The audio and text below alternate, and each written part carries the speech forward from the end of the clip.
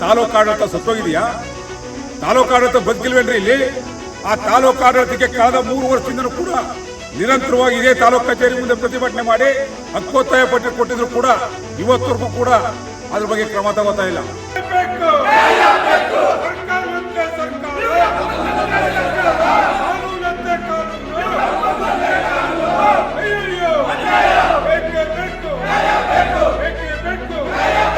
ತಾಲೂಕು ಕಚೇರಿನಲ್ಲಿ ಲಂಚ ಕೇಳ್ತಕ್ಕಂಥದ್ದು ವಿಡಿಯೋ ಆಗಿದೆ, ಬಹಿರಂಗ ಆಗಿದೆ. ಆದ್ರೂ ಕೂಡ ಇನ್ನೂ ಚುನಾಯಿತ ಪ್ರತಿನಿಧಿಗಳಿಗೆ ಇದು ಪ್ರಜ್ಞೆ ಇಲ್ವಾ? ನಿಮ್ಮ ಪ್ರಶ್ನೆ ಮಾಡಿ ಕೇಳಿದ್ರು ನಾವು ಪ್ರಜಾಪ್ರಭುತ್ವ ಕಂಡ್ರೆ ನಾವು ಸಂಘಟನೆಲ್ಲ ಜಿಲ್ಲೆಯ ತಾಲೂಕಿನ ಮೊದಲೇ ಕೂಲಿ, ತಹಸೀಲ್ದಾರರು ತಾಲೂಕಿನ ಮೊದಲೇ ಕೂಲಿ. ನೀವು ಸಂಬಳ ತಗೋತೀರಿ, ನೀವು ಸಂಬಳ ತಗೊಂಡ್ರೆ ನಾವು ಪ್ರಶ್ನೆ ಮಾಡಬೇಕು. ನಿಮಗೆ ಓಟ್ ಹಾಕಿರ್ತಕ್ಕಂಥದ್ದು ರಿಯಲ್ ಎಸ್ಟೇಟ್ ಮಾಡ್ಲಿಕ್ಕ, ನೀವು ಬಂಡವಾಳ ಮಾಡ್ಲಿಕ್ಕೆ, ನೀವು ಹೂಡಿರ್ತಕ್ಕಂಥ ಹಣವನ್ನು ಮಲ್ಟಿಫೈ ಮಾಡ್ಕೊಳ್ಳಿರ್ತಕ್ಕಂಥದ್ದು. ಒಂದ್ ಕಡೆ ನಾವು ರೈತರು ಕೇಳ್ತಾ ಇದ್ದೇವೆ, ರೈತರ ಮಕ್ಕಳ ಭೂಮಿಯನ್ನು ವಶಪಡಿಸ್ಕೊಂಡಂತ ಕಾರ್ಖಾನೆ ಜಾಗಕ್ಕೆ ಪ್ರತಿಯಾಗಿ ರೈತರ ಮಕ್ಕಳಿಗೆ ಕೆಲಸ ಕೊಡ್ತಾ ಇಲ್ಲ. ವಶಪಡಿಸಿಕೊಂಡಂತ ಜಾಗದಲ್ಲಿ ರೈತರ ಮಕ್ಕಳಿಗೆ ಸಾಧನ ಸಲಕರಣೆಗಳು ಅಲ್ಲಿ ಕೆಲಸವನ್ನು ಮಾಡಲಿಕ್ಕೆ ಅನುಕೂಲ ಮಾಡಿಕೊಡ್ತಕ್ಕಂಥ ಕೆಲಸವನ್ನು ಕೂಡ ಅಲ್ಲಿ ಭೂಮಿಯನ್ನು ಇನ್ಫ್ರಾಸ್ಟ್ರಕ್ಚರ್ನ ಡೆವಲಪ್ಮೆಂಟ್ ಮಾಡಲಿಕ್ಕೆ ಇರ್ತಕ್ಕಂಥ ಮಣ್ಣಾಗ್ಬೋದು, ಕಲ್ಲಾಗ್ಬೋದು, JCB ಆಗ್ಬೋದು, ಟ್ರ್ಯಾಕ್ಟ್ರು, ಇಟಾಚಿಗಳನ್ನು ಬಳಸಲಿಕ್ಕೂ ಕೂಡ ರೈತರ ಮಕ್ಕಳಿಗೆ ಅವಕಾಶ ಇಲ್ಲ. ಯಾವುದೋ ಕಂಪ್ನಿಗಳಿಗೆ ಟೆಂಡರ್ನ ಕೊಟ್ಟು ರೈತರ ಮಕ್ಕಳ ಹತ್ರ ಭೂಮಿಯನ್ನು ಕಿತ್ಕೊಳ್ಳೋಗಟ್ಟು ಮಾತ್ರ ರೈತರ ಮಕ್ಕಳನ್ನ ಚಿನ್ನಾರನ್ನ ಅಂತೇಳಿ ಅವ್ರಿಗೆ ಕನಿಷ್ಠ ಸೌಜನ್ಯದ ಪರಿಹಾರವನ್ನು ಕೊಟ್ಟು ಮುಂದಿನ ದಿನಗಳಲ್ಲಿ ಅವರನ್ನು ಭಾಗದಲ್ಲಿ ಸೆಕ್ಯೂರಿಟಿ ಗಾರ್ಡ್ ಆಗಿ ಕೂಲಿ ಕಾರ್ಮಿಕರಾಗಿ ಕೆಲಸ ಮಾಡ್ತಕ್ಕಂಥ ಪರಿಸ್ಥಿತಿ ನಿರ್ಮಾಣ ಆಗ್ತಾ ಇದೆ.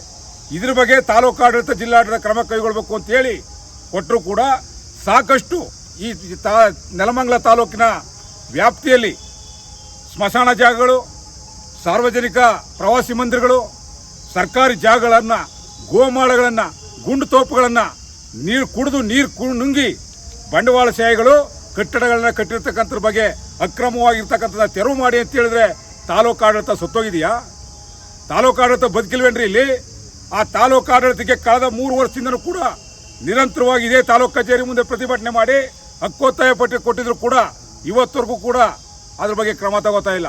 ಅಂದ್ರೆ ಬಂಡವಾಳಶಾಹಿಗಳು, ಶ್ರೀಮಂತರು ಮತ್ತೆ ತೋಳ್ಬಲ ಇರ್ತಕ್ಕಂಥವ್ರಿಗೆ ನೀವು ತಲೆಬಾಗಿದ್ರೆ ತಾಲೂಕು ಆಡಳಿತ, ಜಿಲ್ಲಾಡಳಿತ ಇವತ್ತು ಎಚ್ಚರಿಕೆ ಕೊಡ್ತಾ ಇದ್ದೇವೆ. ಇವತ್ತು ಹಕ್ಕೊತ್ತಾಯ ಪತ್ರವನ್ನ ಸಮಗ್ರವಾಗಿ ಏನು ತಾಲೂಕು ಆಡಳಿತ ವ್ಯವಸ್ಥೆ ಒಳಗಡೆ ಜಿಲ್ಲಾಡಳಿತಲಾಗಬೇಕು ಅದಕ್ಕೆ ಸಂಬಂಧಪಟ್ಟಂತ ಒಂದು 25 ಅಂಶಗಳ ಪತ್ರವನ್ನು ತಯಾರು ಮಾಡಿದ್ದೇವೆ.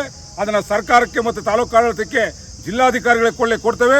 ತಕ್ಷಣ ಜಿಲ್ಲಾಧಿಕಾರಿಗಳು ಮತ್ತು ಸಂಬಂಧಪಟ್ಟಂತ AC ಅವರು ಇಲ್ಲಿ ಬಂದು ಸಭೆಯನ್ನು ಮಾಡಿ ಇಲ್ಲಿ ನಡೀತಕ್ಕಂಥ ಅವ್ಯವಸ್ಥೆಗಳು, ವಿದ್ಯುತ್ ಸಮಸ್ಯೆ, ಆಸ್ಪತ್ರೆ ಸಮಸ್ಯೆ, ಬಸ್ ಸಮಸ್ಯೆಗಳು, ರೈತರ ಸಮಸ್ಯೆಗಳು, ತಾಲೂಕು ಕಚೇರಿಯಲ್ಲಿ ಆಗ್ತಕ್ಕಂಥ ಭ್ರಷ್ಟಾಚಾರದ ಕಿರುಕುಳ, ತಾಲೂಕು ಕಚೇರಿನಲ್ಲಿ ಲಂಚ ಕೇಳ್ತಕ್ಕಂಥದ್ದು ವಿಡಿಯೋ ಆಗಿದೆ, ಬಹಿರಂಗ ಆಗಿದೆ. ಆದರೂ ಕೂಡ ಇನ್ನೂ ಚುನಾಯಿತ ಪ್ರತಿನಿಧಿಗಳಿಗೆ ಇದು ಪ್ರಜ್ಞೆ ಇಲ್ವಾ? ನಿಮಗೆ ಓಟ್ ಹಾಕಿರ್ತಕ್ಕಂಥದ್ದು ರಿಯಲ್ ಎಸ್ಟೇಟ್ ಮಾಡ್ಲಿಕ್ಕ, ನೀವು ಬಂಡವಾಳ ಮಾಡಲಿಕ್ಕೆ, ನೀವು ಹೂಡಿರ್ತಕ್ಕಂಥ ಹಣವನ್ನು ಮಲ್ಟಿಫೈ ಮಾಡ್ಕೊಳ್ಳಿರ್ತಕ್ಕಂಥದ್ದು. ಅದನ್ನು ಎಚ್ಚರಿಕೆ ಕೊಡಲಿಕ್ಕೆ ಬಂದಿದ್ದೇವೆ. ಇವತ್ತು ಎಚ್ಚರಿಕೆ ಪತ್ರವನ್ನು ಕೊಡ್ತೇವೆ. ಕಳೆದ 10-15 ದಿನಗಳ ಕಾಲಾವಕಾಶ ಕೊಡ್ತೇವೆ ತಾಲೂಕು ಆಡಳಿತಕ್ಕೆ. ಇಲ್ಲ ಅಂತ ಹೇಳಿದ್ರೆ ನಿರಂತರ ಧರಣಿಯನ್ನು ತಾಲೂಕು ಕಚೇರಿ ಮುಂದೆ ಹಮ್ಮಿಕೋತೇವೆ. ಅಲ್ಲಿ ಆಗ್ತಕ್ಕಂಥ ಅನಾಹುತಕ್ಕೆ ನೇರವಾಗಿ ಸರ್ಕಾರ ಮತ್ತು ಜಿಲ್ಲಾಡಳಿತ, ಚುನಾಯಿತ ಪ್ರತಿನಿಧಿಗಳ ಜವಾಬ್ದಾರಿ ಆಗ್ತದೆ ಅಂತೇಳಿ ಈ ಮೂಲಕ ಎಚ್ಚರಿಕೆ ಕೊಡ್ತೇನೆ. ನನ್ನ ಹೆಸರು ಹಳ್ಳಿಕೆರೆಹುಂಡಿ ಭಾಗ್ಯರಾಜ್, ಕರ್ನಾಟಕ ರಾಜ್ಯ ಕಬ್ಬು ಬೆಳೆಗಾರರ ಸಂಘದ ರಾಜ್ಯಾಧ್ಯಕ್ಷರು.